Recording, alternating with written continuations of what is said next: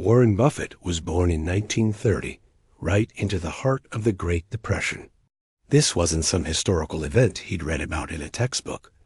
It was the very air he breathed as a child. A time when money was scarce and fear was everywhere. But from a very young age, Buffett understood something most adults never quite grasp. Money isn't emotional. It's logical. And above all, it rewards patience.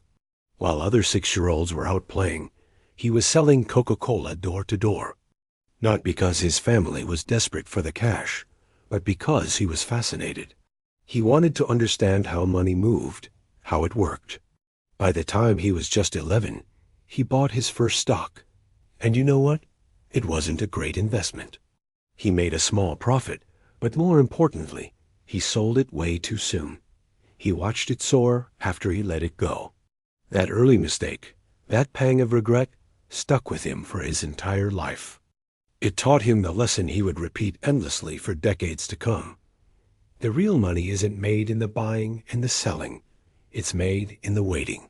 You might think a financial genius like Buffett had a smooth, prestigious path to the top.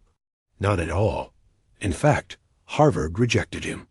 That rejection sent him to Columbia Business School instead, and that single twist of fate changed everything.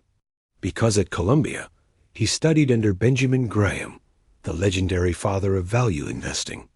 Graham didn't teach Buffett how to predict the market or chase hot stocks. He taught him a new way to think. Stocks weren't just flickering numbers on a screen. They were tiny pieces of real businesses. And the price you pay for that piece of a business matters more than almost anything else. It was a revolutionary idea. Separate the business from the stock market's mood swings. Buy for value, not for hype.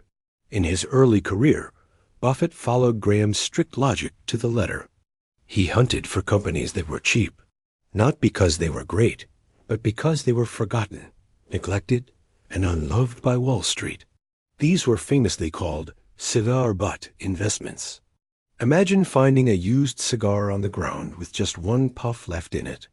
It's not glamorous, but that one puff is free. That was the strategy. Find beaten-down companies that had one last puff of value left, for a price that was practically free. One of those companies was a struggling old textile mill in New England called Berkshire Hathaway. Buffett didn't admire its business model. He didn't have some grand vision for the future of textiles. He bought it for one simple reason. It was dirt cheap.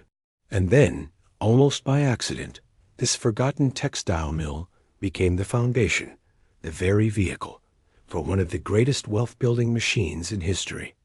Berkshire Hathaway could have easily ended up as just another cigar-butt investment, a footnote in Buffett's early career.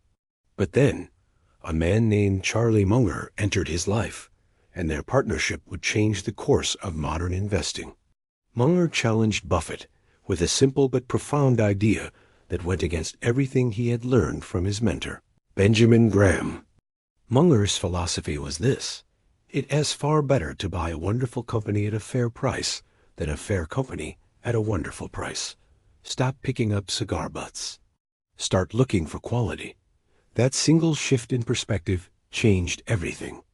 Buffett stopped just chasing bargains and started hunting for truly great businesses. Companies with what he called a durable competitive advantage, or an economic moat. Think of a castle surrounded by a wide, deep moat filled with crocodiles. That's what he looked for in a business, something that protects it from competitors. It could be a powerful brand that people trust without even thinking, like Coca-Cola. It could be a dominant market position, like American Express. He started buying companies that were built to last, businesses protected against the relentless pressures of time, competition, and human error. This was the pivot from being a great scavenger to being a great owner. Now the public saw the big, famous stock picks: Coca-Cola, American Express, the Washington Post. But the real engine of Buffett's wealth, the secret sauce behind Berkshire Hathaway, was something much quieter, something most people never even noticed: insurance. When Buffett started acquiring insurance companies like GEICO, he wasn't just getting into the business of insuring cars. He was gaining access to something called float. Float is the massive pool of money that an insurance company collects from premiums, which it gets to hold on to and invest for itself long before it has to pay out any claims.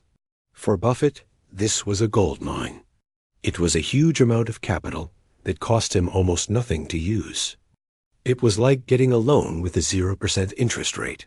And he took this float and invested it with his legendary discipline and patience into those wonderful businesses with wide moats. This wasn't reckless leverage. It was a brilliant, patient structure built right into the core of his business model.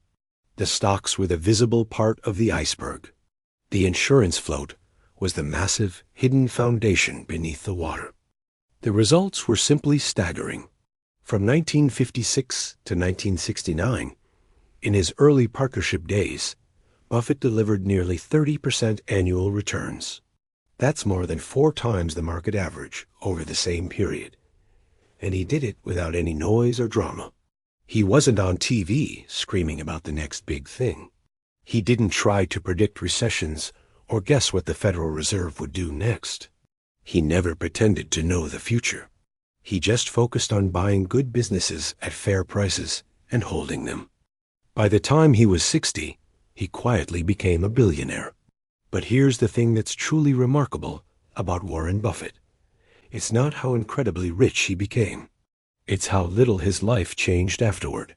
To this day, he lives in the same house in Omaha, Nebraska, that he bought in 1958 for about $31,000. He drives an ordinary car. He famously eats McDonald's for breakfast. And this isn't some performance for the cameras. It's genuine. Excess and luxury simply never interested him.